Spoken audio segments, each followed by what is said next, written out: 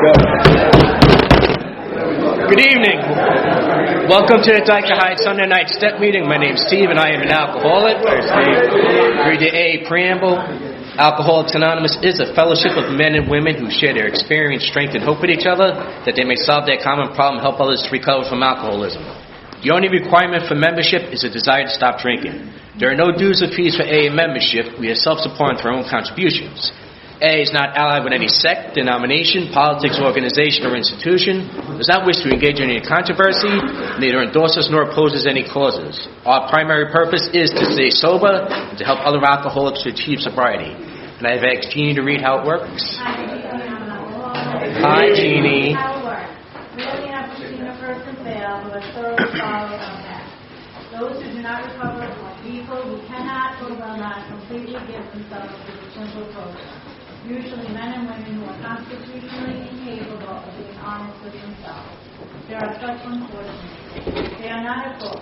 They seem to have been made that way. They are naturally incapable of grasping and developing a manner of living and rigorous honesty. Their chances are less than average. There are those who suffer from grave emotional and mental disorders, and many of them do recover if they have the capacity to be honest. Our stories disclosed in a general way what we used to be like, what happened, and what we are like now. If you have decided you want what we have and are willing to go to any length to get it, then you are ready to take certain steps. As some of these revolve, we thought we can find an easier, softer way, but we could not. With all the earnestness at our command, we beg of you to be fearless and bold from the very start. Some of us tried to hold on to our old ideas, and the result was nil until we let go absolutely. Remember that we deal with alcohol, cunning, dazzling, powerful. Without help, it is too much for us. So there is one who has all power. That one is God.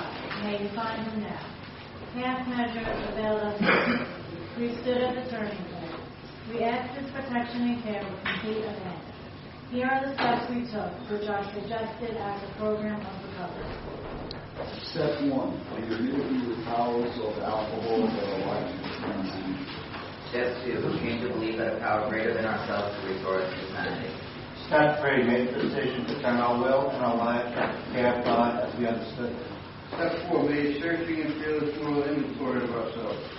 Step 5. Admit to God, to ourselves, and another human being the exact nature of our wrong.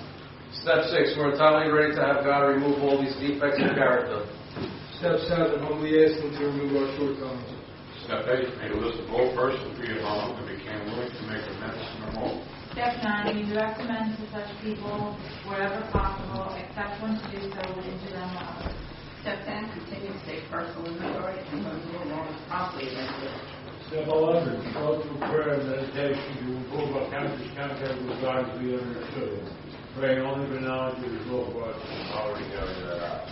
Step 12. Having had a spiritual awakening as a result of these steps, we try to carry this message to alcoholics and to practice these principles in all our affairs. Many of us explain one and another. I can't go through with it. Do not be discouraged. No one among us has been able to maintain anything like perfect adherence to these principles. We are not saints. The point is that we are willing to grow along spiritual lines. The principles we have set down are God's design. We claim spiritual progress rather than spiritual perfection. Our description to the alcoholic, the chapter to the agnostic, and the personal adventures before and after make it 3 pertinent ideas. A. We were alcoholic and could not manage our own lives. B. That probably no human power could outdo our alcoholism. And C. That God good and would if He was so. Thank you, Gene. Now we have Bobby with the secretary's note. No, Natalie's got it. Okay, how about this? How about Natalie? You want to read the secretary's notes? Hi, Natalie. Welcome to the Dyker Heights group of Alcoholics Anonymous. We meet 2 nights a week, Sunday nights at 8 p.m. for a step meeting that ends at 9:15 p.m. Monday nights at 8 p.m. for a visual study meeting, which ends at 9:15 p.m. Except on nights of our business meetings, then the meeting will end promptly at 9 p.m. Business meetings are held on the last Monday of the month. If you would like to celebrate your anniversary with us, please give us 3 months prior notice so that a speaker is not booked for that evening. Anniversaries are celebrated on the last Sunday of the month. To prove that the program works, we have the following upcoming anniversaries for the month of November. We have Dyker's 42 years here right now tonight.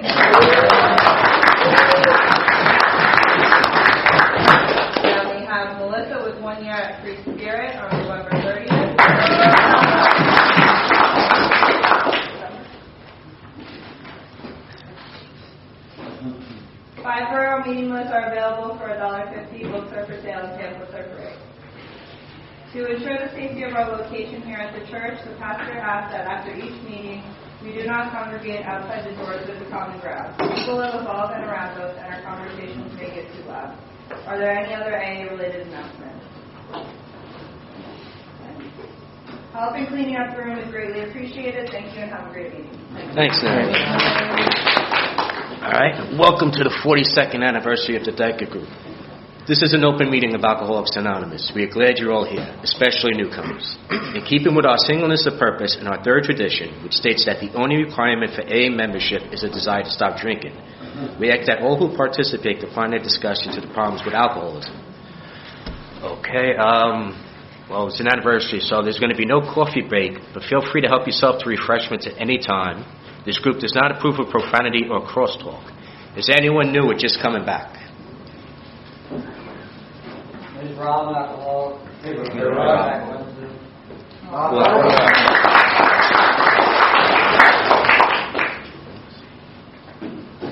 I'm Nick, first time here. Alcoholic. Today's 23 days.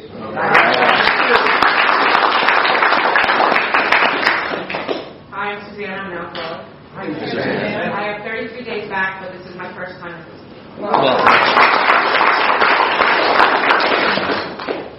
Is anyone visiting from out of town? Chris, alcoholic from Philadelphia. John, alcoholic from Doylestown, Pennsylvania. John, alcoholic, Los Angeles. Alcoholic, Southampton, Pennsylvania. Alcoholic from Plainsboro, New Jersey. Okay, is anyone counting days? Karen, an alcoholic at 89 days. Hi, Jamie, and I'm an alcoholic at 320 days.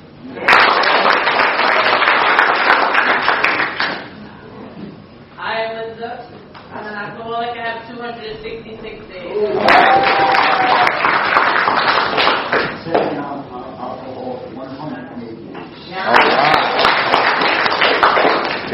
John and I, Joe Alcoholic, 290. Maybe alcoholic 9.5 months.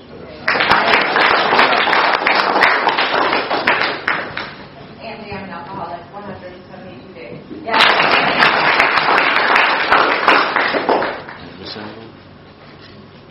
Okay. We encourage sponsorship. Please get yourself a sponsor or ask someone with a sponsor how to look for one. This is a meeting about the solution to the problem of alcoholism. If you have other issues, we do not ask you to shoulder your burdens alone, but please discuss them with someone after the meeting. And tonight we have a special speaker, my friend over here, Bart. Thank you. Hi, my name is Bart, and I am a recovered alcoholic. And I am certainly not a special speaker. I don't believe that anybody in Alcoholics Anonymous is special. I'm a drunk. I followed some directions in our big book, and because of a loving God and a way of life that this book, the big book, taught me, I haven't found it necessary or had any desire or thought of drinking since June 12th of 1995. And that makes me a very small part of a huge miracle. The miracle is Alcoholics Anonymous. I like to say that I'm a recovered alcoholic. You know, there's a lot of statement in saying that I'm an alcoholic, and there's a lot of statement in saying that I'm recovered. And I say that I'm an alcoholic because it brings light to my darkness. I will always be an alcoholic to the day I die. I got in here with the third tradition, the long form that says that in order to be a member of Alcoholics Anonymous, we must suffer from alcoholism. And I suffered from alcoholism. It also says that we have to want to recover from that. And that's a far cry from our short form. That's what we think says that we just have to have a desire to drink, and a desire is a want. I wanted a lot. I felt a lot more than just wanting to stop. A desire is a thought to achieve something that we can't achieve. And I wanted to stop drinking for a long time, and you'll hear that in my story, and I couldn't. And that describes a desire. I know a lot of people who just wanted to stop drinking may found it a little difficult, but they stopped. And that wasn't me. So I needed to do something about that, and Alcoholics Anonymous gave me something to do that. So I don't take that word desire very lightly. And I say I'm recovered because that brings light to you folks who are counting days. You know, you're not feeling too good. I've been there. 20 years ago, I didn't, and for a long time prior to that, I didn't feel too good, and I didn't think there was any hope that it was ever going to go away. And I'm sitting here tonight to tell you that it goes away. I can't sell God or this miracle short. To say we never recover, to say that we're going to be recovering for the rest of our life. Recovering is painful. I recovered from alcoholism. I recovered from a motorcycle accident. I recovered from a punctured spinal cord. Those things were extremely painful. To tell you that that's what you're going to be doing for the rest of your life is horrible. No thanks. You can be free. That's what Alcoholics Anonymous offers, is freedom from alcoholism. This is probably the hardest thing in Alcoholics Anonymous for me to do. It's definitely not my personality to speak in front of a lot of people. There's a few friends here that know me 25, 30 years probably. And they know that, when I first came into Alcoholics Anonymous, I came in 1987. I didn't get better until 95. And from 87 to 95, I hung around meetings. And I had friends that said, I'll give you $20 to raise your hand, and I couldn't even do that. Like, you could have given me $100, I wouldn't raise my hand. Unfortunately, today there's lots of people that would offer me $100 to shut up, and I can't do that either. And the reason I can't do that is because I believe that God speaks through me. This is a very, Mark, my friend Mark put a real nice thing on the top of the flyer on the Facebook or whatever it was, saying that I carry the message in a very simple way where others like to really complicate it. And I hope I really do carry it in a simple way, because it is a very simple program. What I found works in this program is follow these directions and get the hell out of the way. Let God do the work. I think the first great advice that my sponsor gave me in 1995 was, he said, Bart, I don't ever want you to wake up in the morning and say you're not going to drink today. And I thought that was absolutely absurd. Because I've been trying not to drink for years. Why would I stop trying not to drink? And he says, I didn't tell you to stop trying not to drink. I said, stop saying you're not going to drink today, because it never works. So I said, what do I do? And he said, well, I'm going to show you a new way of life, and just start practicing that and see what happens. I stay out of the way. And I do that with my character defects, which I'll talk about. Anything I try to do in the spiritual life, I fail 100%. Okay, but when I let God do the work, miracles happen. In 1995, I made probably the most vital decision that I'll ever make in my entire life, and that was in that third step. And that was to turn my will and my life over to the care of God and be willing to bear witness for that God. And shortly after that, I made more than a decision, but I asked God to give me the power to help others. That I was willing to go out and do God's bidding. And I think that's the only reason that I could sit in front of a bunch of people tonight and share my story, is because I told God that I am now ready to do your bidding, and I meant it from every fiber of my existence, and here I sit able to do it. That's God working through me. It is not who I am. It's very difficult for me to do it. So I just got to stay the hell out of the way. Really important. Happy anniversary, 42 years to this group.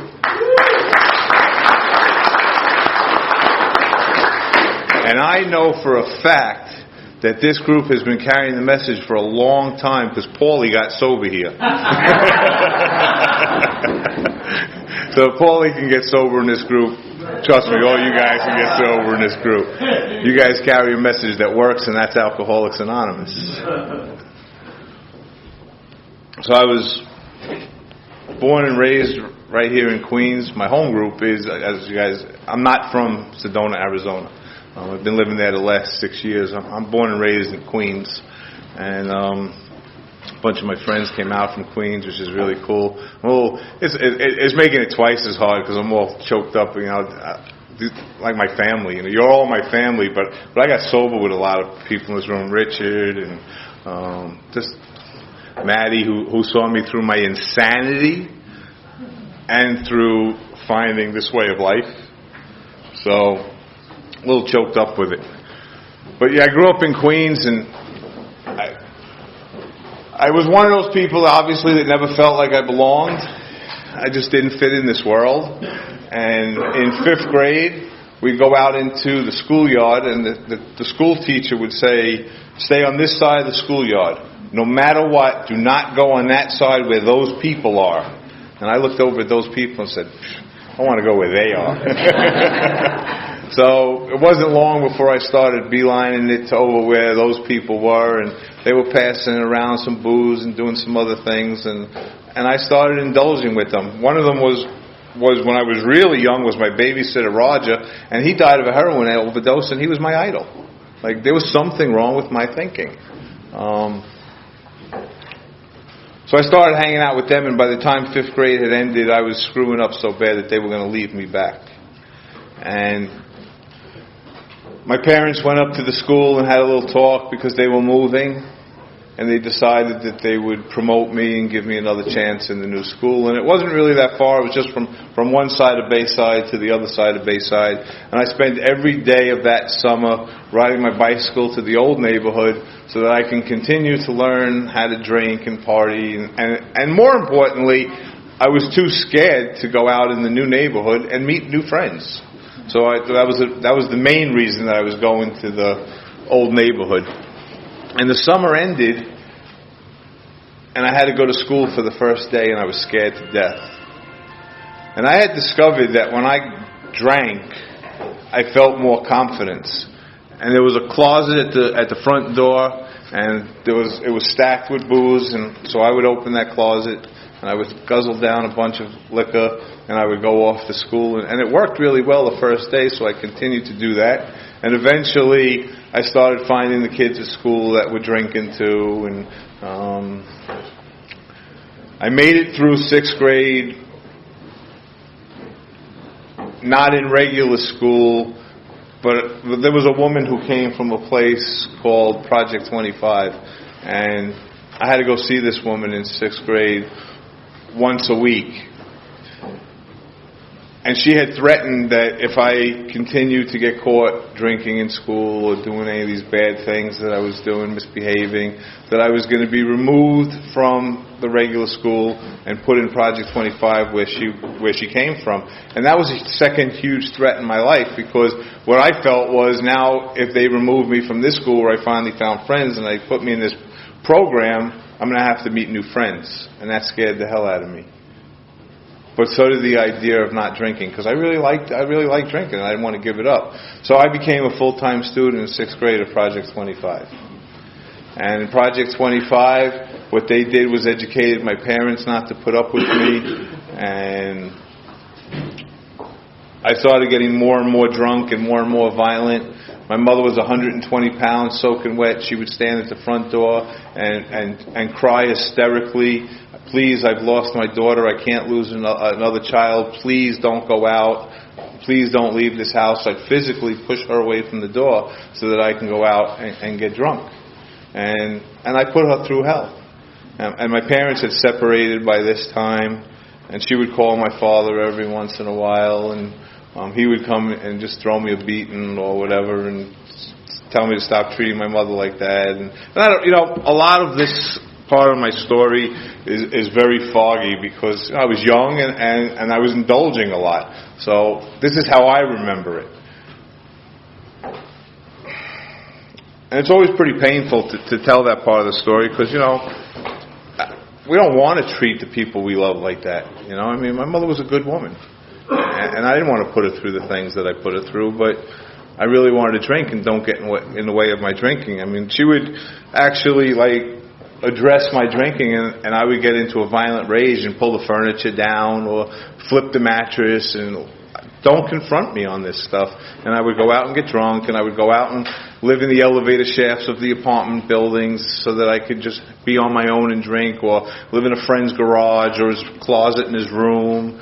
And these things aren't normal. And eventually I became what's called the PINS petition, person in need of supervision, and the court started telling me where I had to live. And the first place I was in was a place called Geller House in Staten Island, and then they started getting worse and worse, and I started being in shelters here in Brooklyn and waiting for court dates, and I would sneak out of the shelters, and I would go drink night train with the guys that were living in the streets, and then try to sneak back into the shelter, and then they try to put me on clothes restrictions, so I would run out before they could take my clothes and make me sleep in just like underwear and stuff, and I would call my parents and say, I'll show up to court, but I'm not staying in that shelter, I'll just stay on the streets, and then I would show up to court, and I would start getting into more and more of these little detention centers.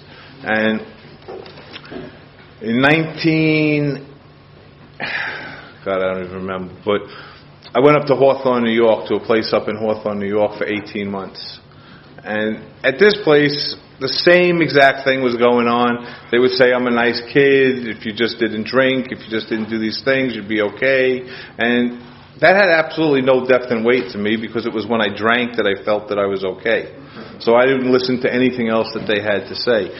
But for some reason, being away for this 18 months, I started to realize that a lot of my friends, their lives are getting better. They're working and they're getting little jobs. They've got long-term girlfriends.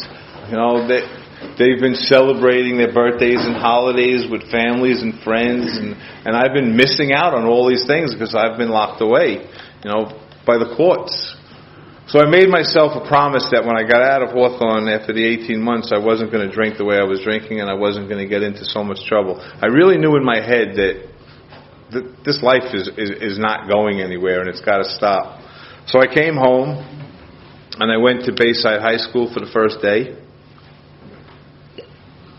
I was immediately called out of the homeroom class into the dean's office or somebody's office, and they took out my records, and they said, you've been in a lot of trouble, you create a lot of trouble, and we're not going to put up with your trouble here, and if you cause any trouble in this school, you're out. And I immediately stood up and said, where they can go, because I'm sure I'm not going to be a saint. And I left the school, and I went home, and I asked my mother if she would call my father and if they would discuss possibly signing me out of school. And maybe I can learn. My father was a fairly successful businessman, and he was a partner in some stores and stuff, and maybe he could teach me the business, and I can go work for him, because it's really like since 5th grade I really haven't been doing much schoolwork anyway, so I'm really not going to know much of this stuff. I'm sure I'm going to get into trouble, so why don't I just go work for him? So she called him, and they discussed it, and he called his business partners, and they discussed it, and they decided it was a good idea, and they signed me out of school, and I was going to go work for my father and his business. And there was a store that wasn't that far away that I could take a bus to, and that was in October, and it was the week of my birthday, and I woke up that morning for the first day of work, and I felt like I had arrived. Like, I am going to make my family proud. Like, I had no aunts and uncles that had any respect for me, and my parents and like all the cousins, like my family just. But I'm going to turn my life around. I'm going to be a working man now, and I'm going to make everybody proud. And I was standing at the bus stop waiting to go to Union Turnpike to go to work for the first day, and a buddy saw me, and he came over and he gave me a little birthday present. He gave me a little bottle of Jack Daniels, and I put it in my coat, and I said, this weekend I'm going to celebrate that I've been a working man and my birthday. And it started to get cold, so I took a couple of sips. And then I started to get really nervous about going to work for the first day. So on the bus, I polished off that little bottle of Jack, and I walked into that store, and I made a complete fool of myself and of my father, who really went to bat for me, saying, my son wants to turn his life around. And that wasn't my intention that morning. My intention was to do the right thing. And I had no clue why what happened happened. And, to go into all those stories of how many times I did that and how many times I lifted myself up and fell right down and disappointed people who loved me, family members, eventually wives, girlfriends. It's pathetic, So those stories aren't really important. You could understand, I hope, about not wanting to drink and drinking anyway. I don't understand those people who sit in Alcoholics Anonymous meetings and say, I choose not to drink. Because I would choose not to drink and I would drink. So I don't understand to this day, how do you do that? I've been sober a little over 20 years, and I know today I still can't choose whether I drink or not. I am sober because of a way of life that I live, not because it's a choice that I make. I've lost that power of choice. Our big book tells us that, and more importantly, my experience validates that. There is absolutely no way that I could just guarantee if I make a choice not to drink that I'll pull that off. So, in 1987, I guess it was, I was married for 86, 87. I was married to my first wife. There was another attempt for sobriety. She was a detox nurse, and I thought that was a good idea to stay sober. And it didn't work. That was a very short-lived marriage. I have a lot of good friends that I hung out with from that marriage, but that marriage didn't work. And the truth is, if she was sitting in this room today, I wouldn't know who she was. I wouldn't recognize her. And that's pretty sad, but it is what it is.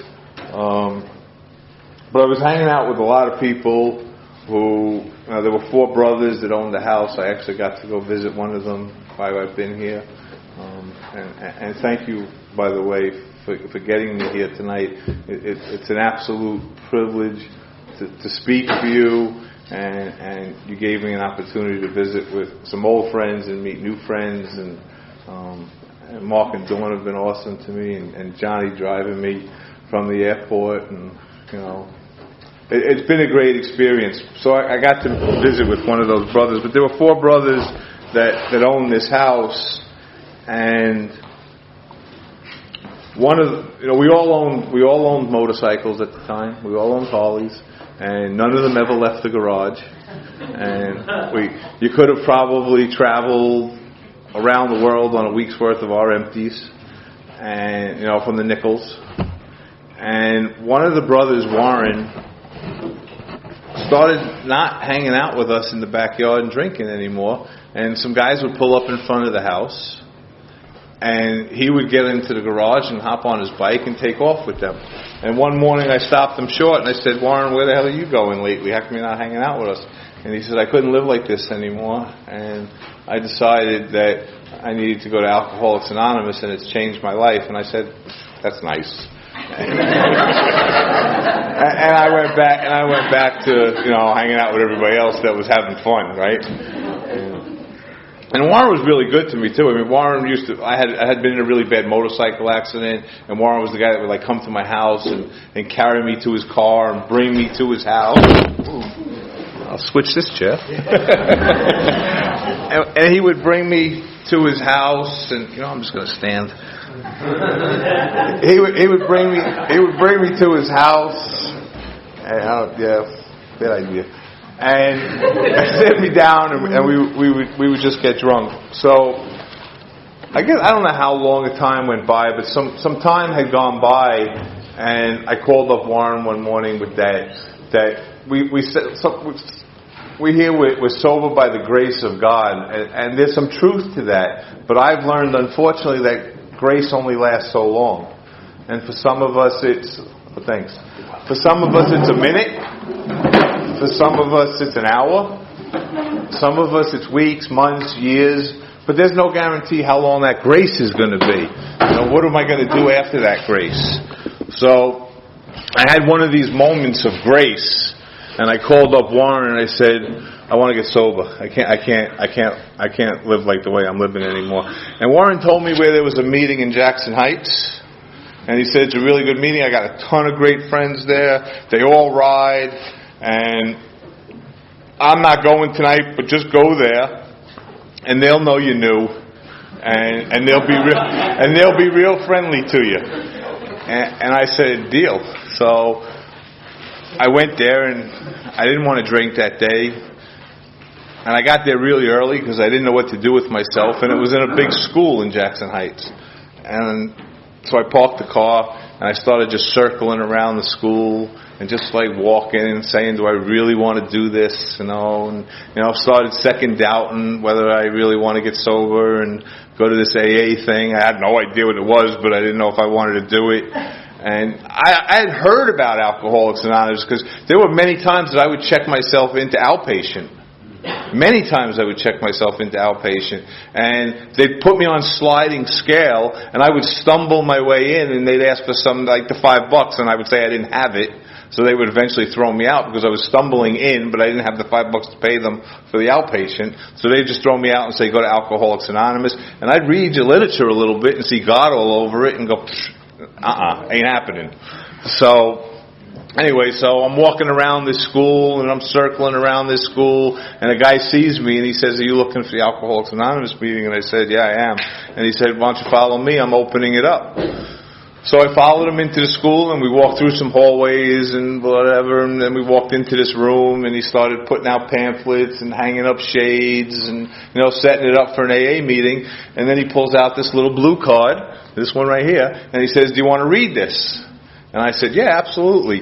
And I was really glad that he handed it to me because a lot of you guys started walking in and I couldn't look at anybody in the eye. So I just kept my head right down there and I just kept reading the closed statement 100 times over. And it got real quiet and he started the meeting and he said to read the closed statement, we have Bart. And my heart jumped out my toes. I had no idea that he gave me something to read out loud. I thought it was just giving me something to read. And as I told you, I'm really shy. So I spent what I swear to God felt like 5 hours, but I guarantee you it was less than 5 minutes planning my escape. And I walked out of the meeting, and I made the wrong turn. I got lost in the school, and I couldn't find my way out, and I was getting really pissed off, and I was getting really nervous that I was going to get arrested because I didn't look as happy and clean as you guys did. So anyway, I found my way back to the meeting, and I just leaned out on the hallway and waited for the meeting to end and just figured I'd follow everybody out and I'd go back to drinking. And I made up my mind that's going to be a lot easier than this AA stuff. And the meeting ended and you guys walked out and a bunch of guys pinned me up against the wall practically and said, we're all going out to the diner and then we're going to the movies and we want you to come with us. And I had 1,000 reasons that I couldn't go. And you wouldn't take one of them. And so I went out to the diner and I started to really get a lot of good friends in Alcoholics Anonymous. And then I started meeting new people in Alcoholics Anonymous. And, my buddy Matty here will keep me real honest. And, I wouldn't do what you guys did. And, we had a sober motorcycle club and they had the Bart clause in it. It was like, clean ashtrays. Why would I clean an ashtray? I'll just clip it, stick it in my pocket and throw it outside. None of us have to clean the ashtrays. Well, make coffee. I've never drank a cup of coffee in my life. Why am I going to make coffee? And you had to be an active member in Alcoholics Anonymous. And I said, hey, when you guys are celebrating your anniversaries, do I show up for you? Yeah, they say. And I say, well, then I'm an active member in Alcoholics Anonymous. Don't tell me how to work my program. And I couldn't get any better. And I don't understand why. Now I had gotten remarried, by the way, to a great woman, had a daughter. She was a normie who liked to smoke pot, and every once in a while I'd give her shotguns and breathe a little sneak in there, or I'd go to supermarkets and suck on the nitrous out of the whipped cream bottles. But I'm still sober. Because I'm not drinking and I'm not doing the other things that really get me out there. And I'm insane, and I don't know how people like Matty loved me so long because I was very angry, manipulative. He's grinning over there like, oh yeah. I was miserable. I was a dry drunk. And it was horrible. I don't know what was worse. When I was drinking, I filled that spirit that was hurting. and I didn't feel. Yes, it's a delusion. There's no, it's a delusion that it makes life better. And when I'm drunk, it's an illusion that my life is great. I love those words in the book. They're absolutely true. I think that a drink is going to fix it. I believe that. It's an absolute delusion. And when I'm drunk, my life absolutely appears great, even though it's falling apart around me. And when I'm sober and I'm not living this way of life, I feel all of that spiritual sickness, and it's horrible. So I go back to the delusion that I need to drink. And so I don't know which is worse, being an active alcoholic or being dry with no solution. And I believe that's why when we read it, we beg of you to be fearless and thorough from the very start. We need to fill that soul sickness quickly, or we will drink again. So many of us prove that over and over again.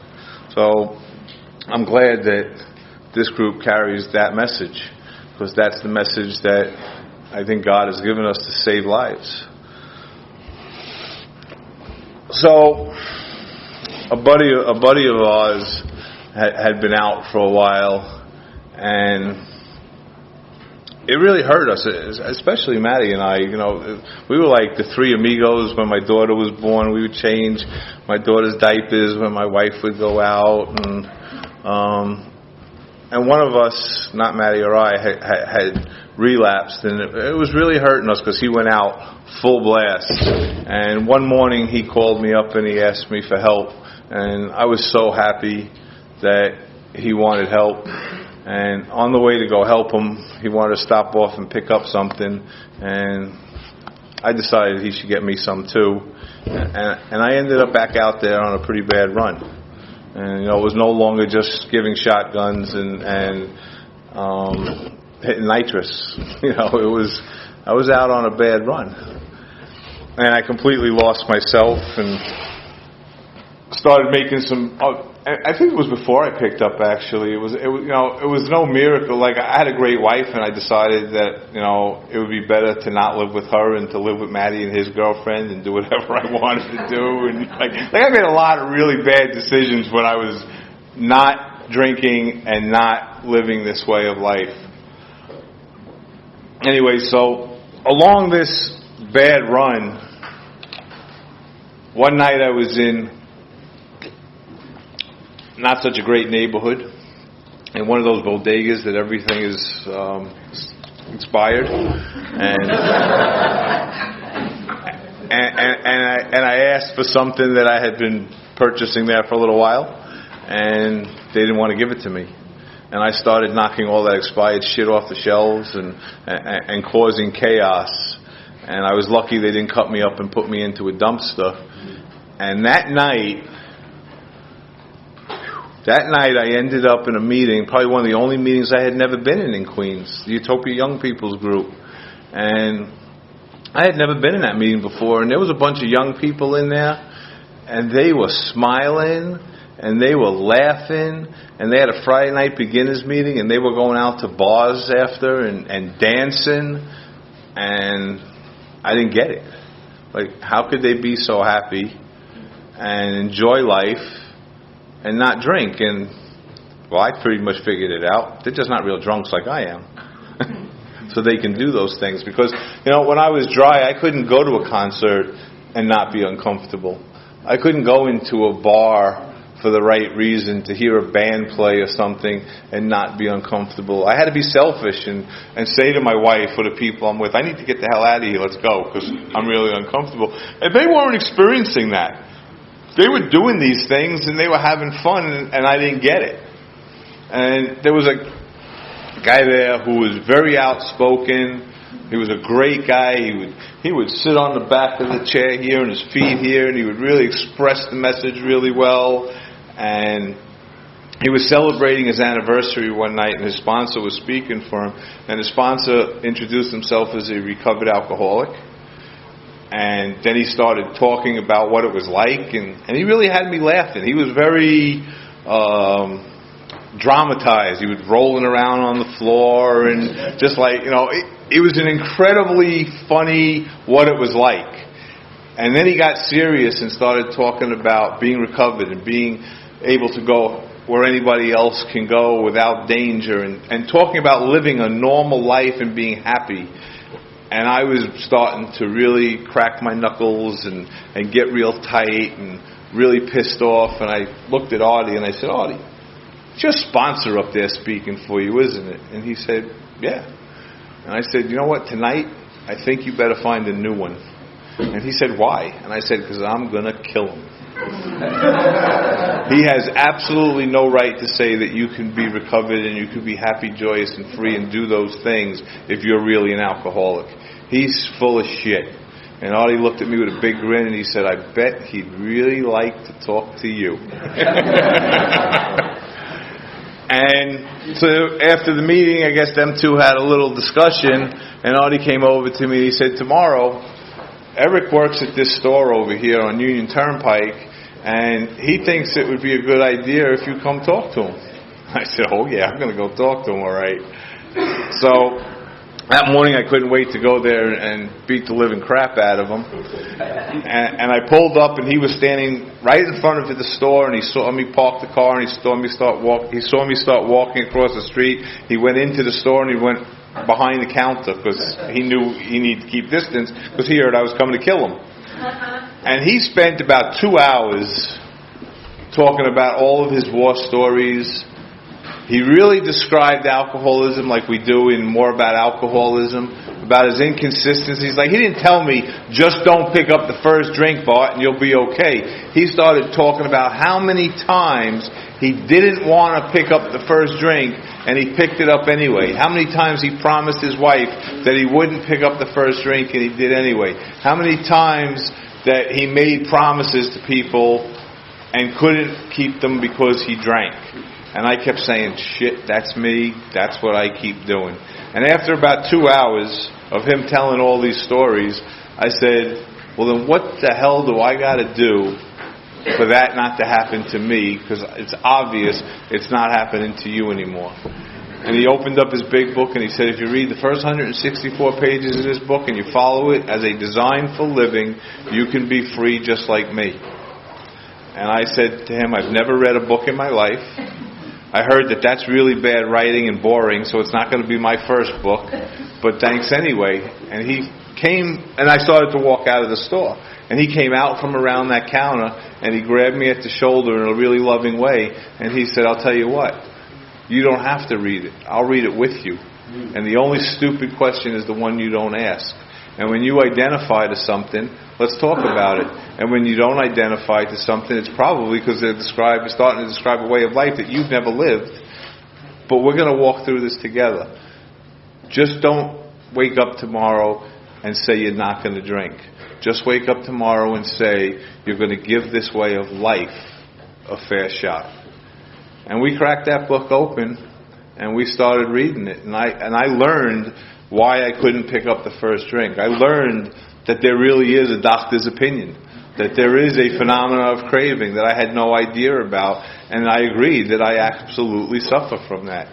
Right from that first time that I picked up the drink, right to that bus stop going to work, and all through my life it made sense that there were so many times that I didn't want to get drunk, and I got drunk anyway. And I started to get some relief. Because I understood, this is it. I got this physical thing going on, so I just won't pick up a drink, and I'll be all right. And he said, well, let's keep reading. And we kept reading, and I started to learn more about alcoholism. I started to read, and there is a solution. I started to learn that the problem centers in my mind, not in my body. That I can't not pick up the first drink. That I can't choose, just make a choice not to drink. And what he did was, he said, let's talk about how many times you made that decision. How many times did you mean it? How many times were you crying on your floor with all your will saying, I'm done with this lifestyle. I can't live like this anymore. And 5 minutes later you're going out living that lifestyle. And I said, dozens and dozens of times. And it made sense. And it started to scare the hell out of me.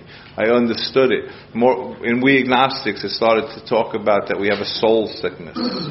And I didn't believe in God, but really experiencing this first step through the book in that way and being so new, I became willing in the second step. You know, I read the steps off the wall and it said came to believe, and I wasn't willing to come to believe. I didn't think it was possible for me to come to believe. And our directions really lighten it up for us. They say, you don't have to come to believe. You just have to be willing to believe. And yeah, I'm willing. Look at my life. How could I not be willing to believe? I doubt it's going to come true, but yeah, I'm absolutely willing. And that's gone a lot further for me today. You know, the book tells us that we couldn't remember the suffering and humiliation of even a week or a month ago, and that was a fact for me. If I couldn't remember a month or a week ago, I certainly can't remember 20 years ago. And quite a few years ago, I started getting a little bit deeper into this stuff. And one day I decided to look up the definition of an obsession. I wasn't really seeking God further and further anymore. I was really just like doing my prayers and doing my meditation and helping others, but I wasn't seeking a deeper relationship with God. And for whatever reason, I have this 1930s dictionary, Webster's dictionary, and I decided all on my own, just sitting home one day, I'm going to look up that word obsession. And God was really good to me, and I want to quote it exactly what it said. And mind you, I didn't need to live this way of life with this definition back when I was new, but today it helped me tremendously. But listen to what, in the 1930s, they used the word obsession quite a bit in this book. The definition in the 1930s was the state of being besieged, used specifically of a person attacked on all sides by a spirit from without, an irrational motive for performing trivial and repetitive actions against your will. Holy shit. We're attacked from a spirit from without. Well, what's going to fix that?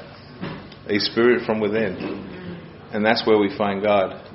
And that got me into wanting to seek more God, more relationship with God, because I don't ever want to get attacked by that spirit, because I performed irrational, repetitive, horrible things on a regular basis against my own will. And I don't ever want that to happen again. And I know the only thing that's going to stop me from doing that today is my relationship with God. So I keep seeking to further that relationship. God is always there for every one of us to infinity. How much are we willing to seek Him? How much do we want Him in our life? The more we invite Him, the more He comes. So, but the first time through it, I made that third step decision. And I think the biggest part of that decision for me was not only turning all my thinking and all my actions over to the care of God, but being willing to bear witness of God's power, God's love, and God's way of life. And my attitude then was, I don't believe in this God, but if this God that you say and this book says exists, and my alcoholism is removed like you say it's going to be, that I'm not going to suffer from it anymore, you bet your ass I'll bear witness for it. But I don't believe it's going to happen. And that's where I started in my third step. I didn't believe it was going to happen, but I was willing to make that decision.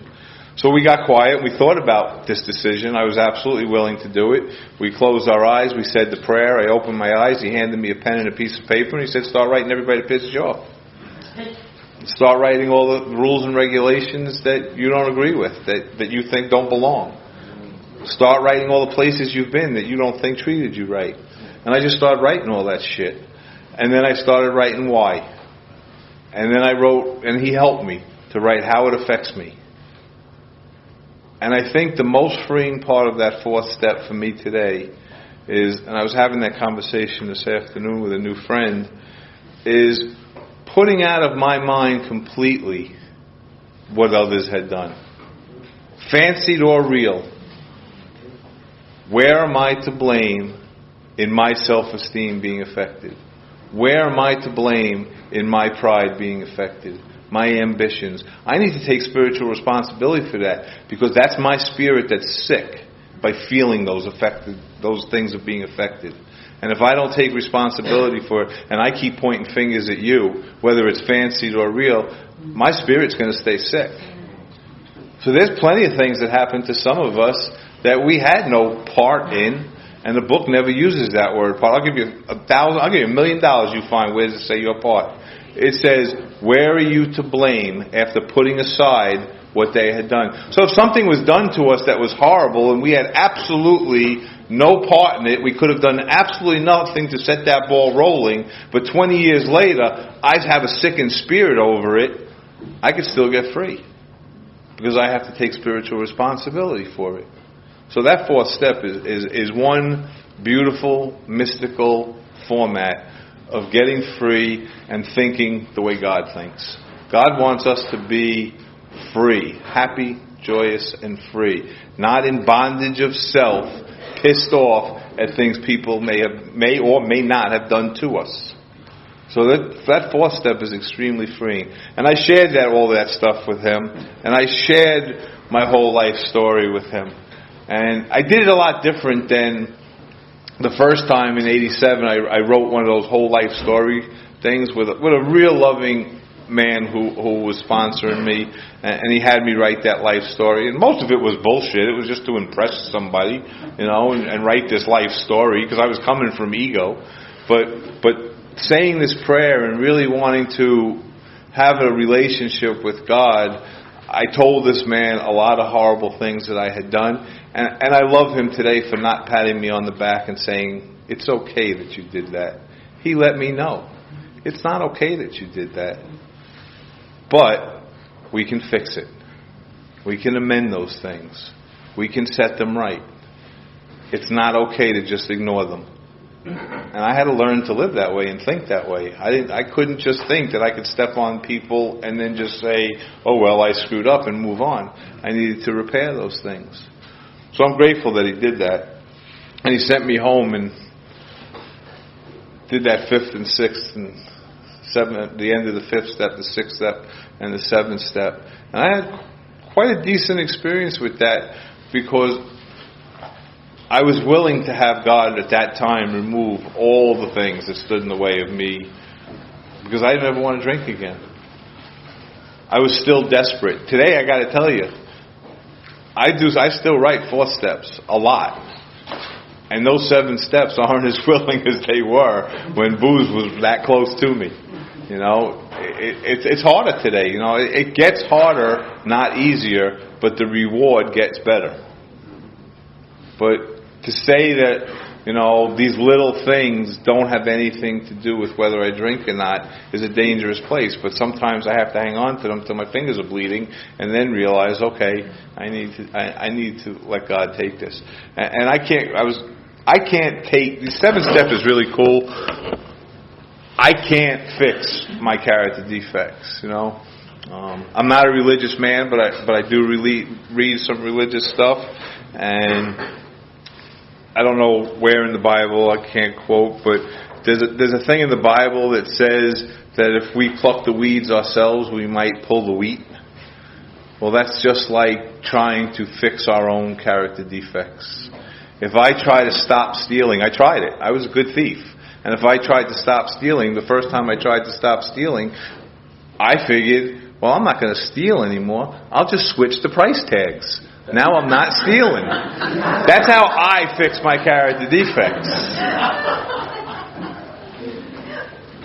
So what we have to do is say, God, I am willing for you to have this. And really come from a place of meaning. God, I am willing for you to have this. All of me, good and bad. And let God decide what he takes. Let God decide. I can't do it. We can't do it. This is about God doing it. Our book is pretty clear. We couldn't remove these things any more than alcohol. So why are we trying? When we're trying, what are we doing? We're getting in the way of God. He'll just say, all right, go ahead, fine. Try, have fun. See how you do with that. You got free will. I gave it to you. See how that works out for you. And it's a guarantee we screw it up. So this is about following these simple directions and getting the hell out of the way and let God do it. I made that 8-step list, and an interesting thing happens in the amends process for most of us. We make that list, and I began, our promises, we say in a lot of meetings, the 9-step promises. All right, guys, I know you're going to get hungry. You want me to end the pizza just walked in. I don't think I could eat another drop. So anyway, we make that list, and the very first time that I made my 8-step list, those promises pretty much came true for me. They didn't come true for me in the 9th step. When I was willing to set right the wrongs, I was willing to look you in the eye because I wasn't hiding from you anymore. When I was willing to know that I was going to live this way of life, I was able to be at home at perfect peace and ease. And I was not a perfect peace and ease guy. I was the guy who was driving to his little basement apartment because he left his wife and daughter and had absolutely nothing to do in his apartment, went food shopping, and 6 blocks before I got to the house, all the packages were in my lap and my hands were on the doorknob already, ready to open the car door like I was in a hurry to get there to do nothing. Or I was the guy who couldn't wait to get home to watch a movie, and I'd be sitting there, the movie would start, and I decided I had to go clean the bathroom. I was restless, irritable, and discontent. I couldn't sit still. I couldn't be alone at perfect peace and ease. And when I made those 8-step decisions, when I made that list, something happened. Those promises came true for me. I didn't need to do the 9th step for those promises to come true. But you told me that if I didn't make those amends, I would drink again. So I needed to make those amends. And I started making those amends because I knew if I didn't do it, I would drink again. And very shortly into making those amends, this psychic change happened that I wasn't making the amends anymore for the selfish reason of that I'll drink again if I don't make them. I was making those amends because I was seeing that I was setting people free. There were people that were pissed off at me and weren't pissed off anymore when I was willing to set it straight. Those promises came true for them. I wasn't doing it selfishly anymore. And that's that psychic change that is guaranteed to happen if we just take these actions. And then I started practicing while I was making these amends. I started practicing when I screw up, call my sponsor or call somebody in my network and tell them that I screwed up and be honest about my life, and to watch for selfishness, watch for dishonesty, watch for fear. And when they crop up, ask God at once to help me because I can't do it myself. And in the morning, plan my day. And in the evening, review my day. And I have never, over 20 years, I haven't missed a day. There's been days that are better or longer. I mean, currently, my evening review is when my head hits the pillow. But as soon as my head hits the pillow, I don't even have to think about what I have to do. I just start thinking about my day and how did I behave today? Do I owe an apology anywhere? Was I bringing God into all my thoughts and all my actions? Was I kind and loving? It just is the last thought before I fall asleep. When I wake up in the morning, it's automatically, what do I need to do today? Did I screw up yesterday? Did I see I screwed up? Do I have to watch for these things? And I just started doing that. And it becomes just a way of life. It sounds like it's a lot, but if you start practicing it, and I'm still just practicing it, it becomes a way of life, Ask God questions, sit, wait for the answer. Don't just go do it. Just sit and wait for the answer. I studied with a Buddhist monk because I really wanted to get this meditation thing down many years ago.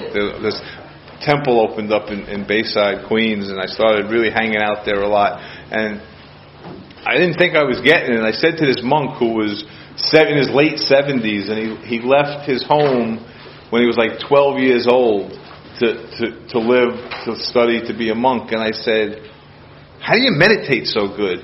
And he said, I don't know. I've been practicing it since I'm 12. I just practice it. And I went, that's all we got to do. And that's all we have to do with all of these steps. We never have to do them perfect. We just have to be willing to practice them and get out of the way and let God do the work. All we got to do is keep practicing these. 12th step,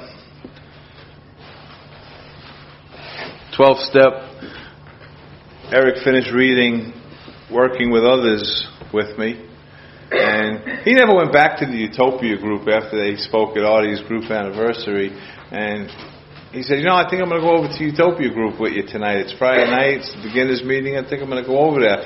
And I love my sponsor. And like he was coming with me. Cool. I want to hang out with my sponsor. I love my sponsor. I love when he comes. He's going to share some good stuff, And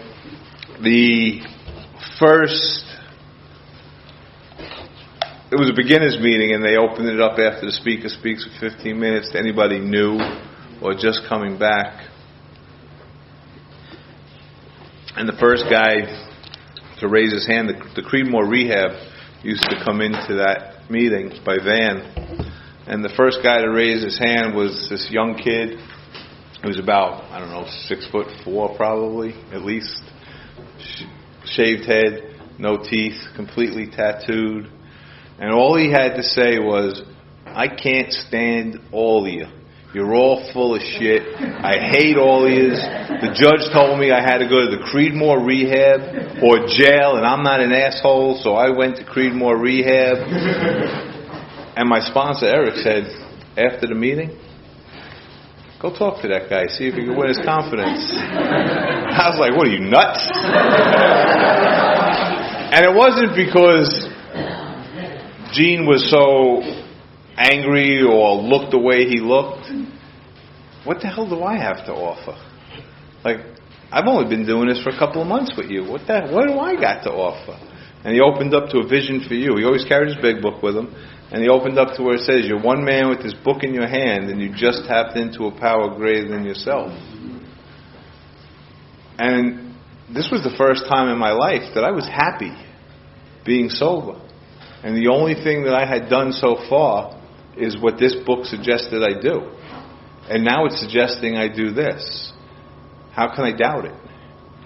So the meeting kept going, and I spent the entire meeting scared to death of how the hell am I going to do this? What the hell am I going to say? I didn't hear another thing that was said in the meeting. And then the meeting ended, and I said, all right, God, what do I do? And the answer came like that. Go outside when everybody circles up to pray and wait for him at the van and see what happens. And he didn't want to pray either. And it was just the two of us out there. And I started to talk to him, and I said, I found a solution to this. And it's really been working for me, and I think it could work for you. And I can come visit you on Sundays and show you what I've been doing. And he said, will you bring me a sandwich? And I said, yeah, I will. But I'm bringing this book that saved my life, too. And he said, whatever you want, just bring me a sandwich. And that's what I did. I showed up every Sunday with a big book and a sandwich. And I watched him recover. And I watched him come home, and he had a girlfriend that was living in the streets, I think in Pennsylvania, and a little boy in foster care. And I watched him get supervised visits. And then I watched him bring this kid home and become a single, sober dad. And then I watched him sponsor Sal. And Sal's still sober today. He built the fellowship he craved. I built the fellowship I craved. And we just kept doing that and doing that. What a life. This is so much more than just don't drink. This is something you just don't want to miss. I'm very active in Prescott, Arizona now with treatment centers galore, and the average age is like 22 years old. And I spoke the other night at a meeting that had 150 young kids in there. And I told them, if you're bored in AA, it's because you're fucking boring. There is so much to do here. And it all pays dividends, It's such a big high to watch families reunite, Gene didn't stick around with us and really do this, but there's some people that that did stick around, that continued to carry it. And Gene eventually died, and he didn't die of this. He died of cancer. And I don't know if he was sober or not, but not everybody decides to continue to live this way of life. I have been sponsoring a lot of men and women in this program for 20 years, and I have 100% success rate because I've stayed sober. But I don't do it for that purpose anymore. Or at least I didn't. Let me rewind that. I didn't think I did that till I moved to Arizona. In the beginning I was told, you need to work with others. It's vital to your recovery. Nothing will ensure sobriety as much as intensive work with other alcoholics. So I did it because I didn't want to drink again. And then I realized that shift. I started doing it because I love doing it. I love watching people's life change. Does it happen with everyone you work with? No, because not all of them are willing to really make that decision. To accept spiritual help or die of an alcoholic death is not always an easy decision to make, and unfortunately we can't make it for you. But if you make it, it works. So I stopped doing it for selfish reasons, and then I moved to Arizona with my third wife. And she wasn't my wife at the time yet, and she almost didn't become my wife. Because when we moved to Arizona, we moved into a community that everybody had double-digit sobriety. They weren't really doing AA the way I was used to AA. And there were no newcomers. And I was practicing the first 11 steps. I was praying every day, and I was meditating every day, and I was being honest as I was miserable, and I started getting really restless, irritable, and discontent. I heard my wife speak at a meeting one night that she was madly in love with New York Bart and doesn't even like Arizona Bart. I was becoming miserable and didn't know what the hell to do. And I started cursing God. I'm doing this stuff. I'm living this lifestyle that you said is the journey for alcoholics to a amazing, beautiful life. Why am I so miserable? Why is the drink thought actually getting closer maybe? And I started discussing it with my wife, who she's also in recovery, and she's got 29 years. And I said, there's no newcomers to work here with. And I started realizing that's what I'm missing. So Tara's prayers get answered a hell of a lot faster than mine, and that morning she said, God, please give this man somebody to work with because I can't take it anymore. And we were having this sign made for the house, and she went to pick up the sign, and after picking up the sign she asked for directions to Stutz Bearcat Road where the clubhouse is, and the guy said, where are you going? AA? And she said, actually I am. And he goes, yeah, I keep trying that, it don't work. And she goes, I've got a man for you. I still sponsor that guy still today. A couple of weeks after that, at one of the meetings, there was a young kid that happened to walk into the meeting, and he heard me share, and he said, I'm going to be managing a sober house in Prescott. How would you like to run a big book study there every week? I've been doing that for 5.5 years now. Every Monday, unless I'm out of state, I don't miss a Monday. 30 guys, captive audience, and we go through that book. Before they leave that treatment center, they've heard me go through this book at least twice. And I haven't been restless, irritable, and discontent, and my wife's in love with with Arizona Bart. So I started doing it again because I had to. I forgot that I had to, but I got reminded that I have to. All of us have to do something to stay sober. What you have to do, you need to find out for yourself. If you're doing this, this, and this, and you're still miserable, well, then add something to it. I speak at the jail, just like I did here. I speak at that treatment center once a week. I speak at meetings. You guys asked me to come here. Not that I minded. I can't lie. But I go where I'm asked to speak. I'm the intergroup rep at my home group for AA. I'm the GSR for my home group in another fellowship I go to. And I go to 2 fellowships because I believe half measures avail me nothing. So I'm not doing 50-50 in one. I'm doing 100 in one and 100 in another. That's what I need to do to be happy, joyous, and free. But I am happy, joyous, and free.